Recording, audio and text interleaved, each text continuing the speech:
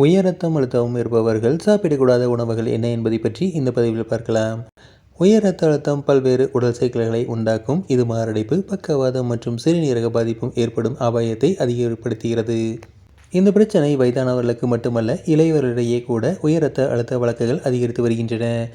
இதற்கு முக்கிய காரணங்கள் மோசமான உணவு, மன அழுத்தம், தூக்கமின்மை, உடல் பருமன் மற்றும் உடற்பயிற்சியின்மை. உயர் ரத்த அழுத்தம் ஏற்படுவதற்கு உணவு முறை ஒரு முக்கிய காரணமாக உள்ளது.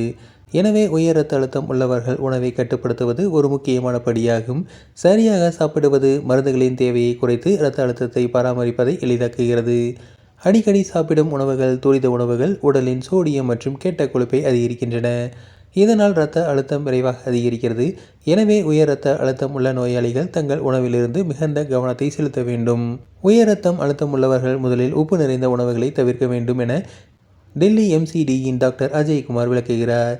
சிப்ஸ், உப்பு நிறைந்த சிற்றுண்டிகள், ஊறுகாய், பப்பட், பதப்படுத்தப்பட்ட இறைச்சிகள், உடனடி நூடுல்ஸ் மற்றும் பேக் செய்யப்பட்ட சூப்புகள் போன்றவற்றில் சோடியம் அதிகமாக உள்ளது.